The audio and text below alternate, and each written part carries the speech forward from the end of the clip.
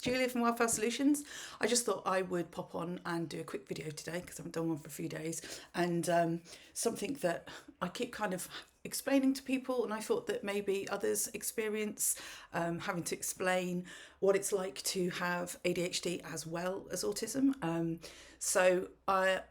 I suspected I was ADHD far longer ago than I thought about there was a possibility that I was autistic, because obviously I had the stereotypical idea of what autism was, and so I was always quite aware that my impulse control was off the chart, my ability to shame myself was far greater than anybody else's, that my imposter syndrome was off the scale, and that I often struggled with executive functioning and the ability to moderate myself in a lot of ways. And the more I became aware that I wasn't moderating myself, the worse it would become, and it became like an ongoing cycle of self-abuse, really.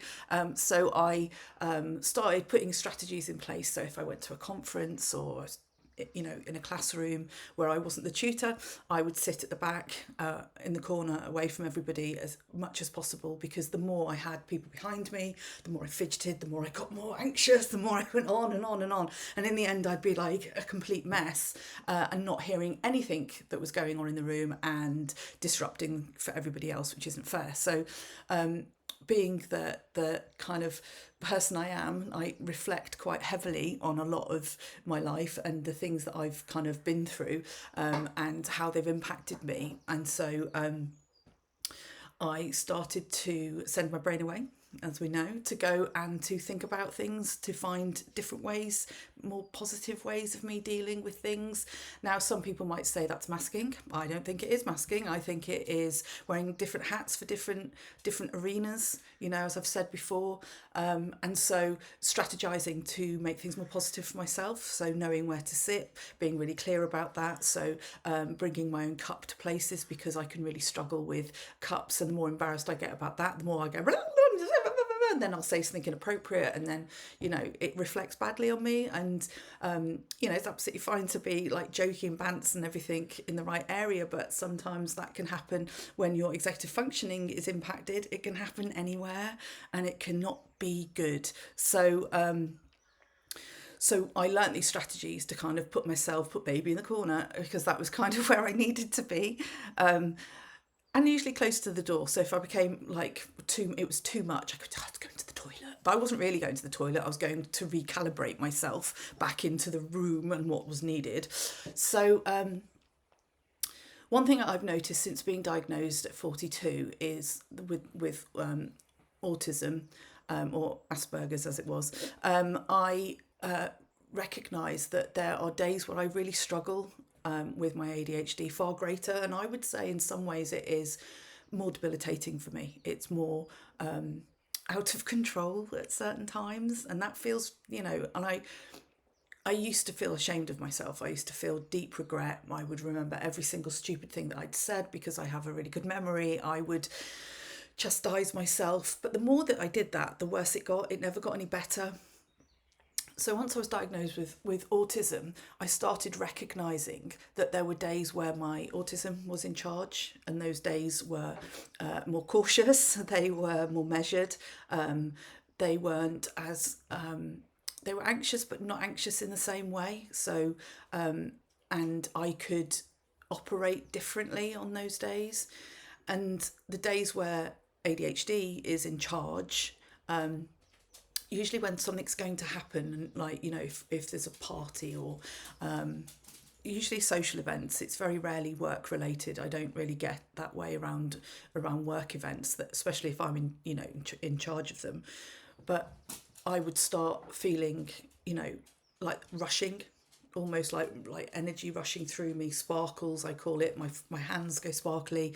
I get like corned beef palms. I don't know if anybody else gets that, but when you stand in for ages and your legs go all blotchy, well, my palms do. And that's when I really know now that I probably should just shut up and don't say anything, be really aware of what I am thinking and saying. And so I have a system of actually saying things out loud, like, don't say that. I'm not going to say what I was thinking, because oh, that'll get me into trouble and it'll be inappropriate. So I'm much better at these things now. Because the ADHD goes, yeah, let's go and do it. And the autism goes, let's just think about this logically. Let's take a breath, have a cup of tea and think it through. And other days, the autism will be going, oh, no, I don't want to do that. I don't want to do that. I don't want to do that. It scares me. And I feel, I don't know what's going to happen. I don't know who's going to be there. My social imagination is short-circuiting. And the ADHD will be like, come on, let's go and have some fun. It'll be fine. And it kind of balances out. There's like quite a nice crossover most of the time.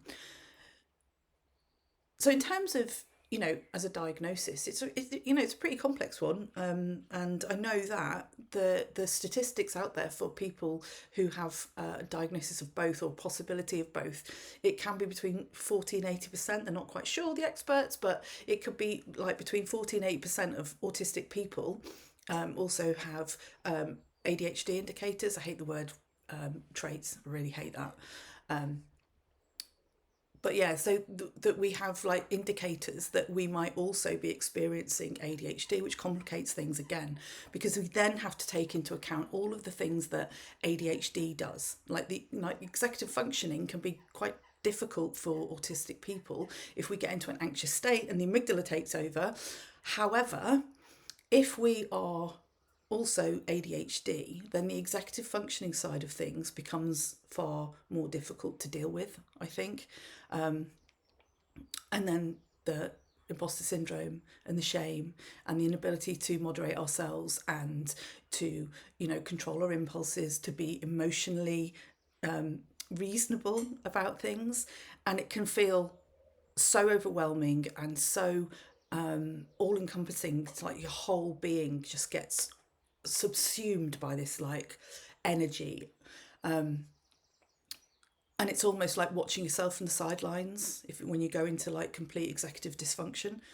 And I think it's one of the things people don't really understand is the executive functioning side of things. I will do a video on that exclusively at some point because it is really interesting, and actually I think that it really helps others to understand us and what we're about and how we can be supported to not feel so awful and ridiculous and like we are, to be shunned.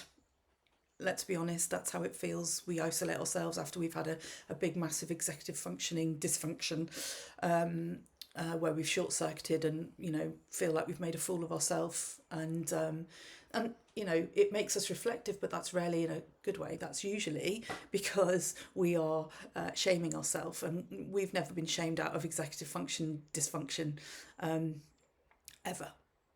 We can't chastise ourselves out of where we are and how we are. It just doesn't work like that. So what I do now is I practice acceptance. I practice that today's not the day, and that's all right. I can try again tomorrow. The main thing is trying again tomorrow. Don't sit in it, don't live in it. But also accept yourself and apologise when you've done something. Don't apologise for just being who you are. Nobody needs to do that. But what we can do is, if we have upset somebody, we've offended somebody, or we've spoken out of turn, or, I've gone into monkey girl phase where it's all about me, because if everyone's looking at me, nobody's really looking at me. And I know it sounds really weird, but that's kind of how it's always been for me.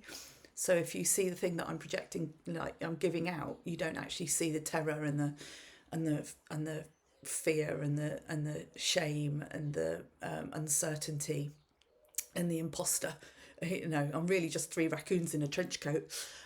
So I think it's really important for people to understand that ADHD autism as a diagnosis is incredibly complex, and we can operate differently on different days, and that might be why you see differences in people, why people react differently, and it will always have there will be a bearing from people's biological feelings. Have they slept, have they eaten, have they been for a wee?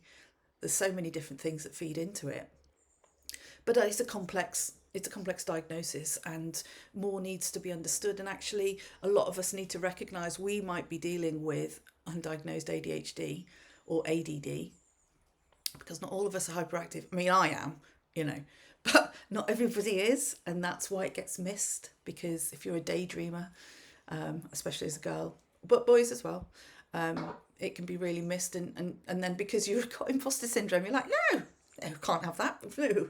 I mean, am I even not autistic? Is there a third way? Could it be something else completely separate to all of this? You know, and probably why women were diagnosed with borderline personality disorder for years and years, and still are inappropriately,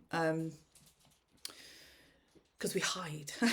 So yeah, I just wanted to pop on, give a little bit of a kind of overview of what it's like to experience two complex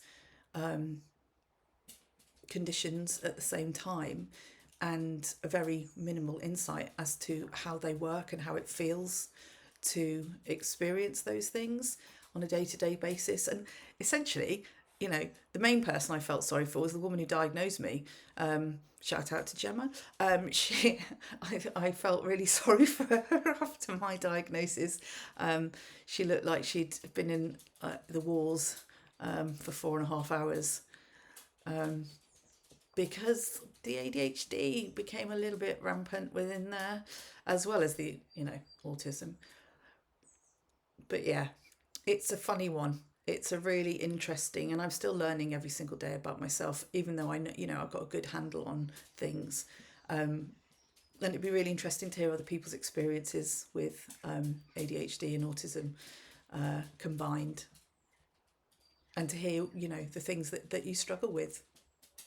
Okay, thanks very much, and I'll see you again soon. I think, probably, maybe.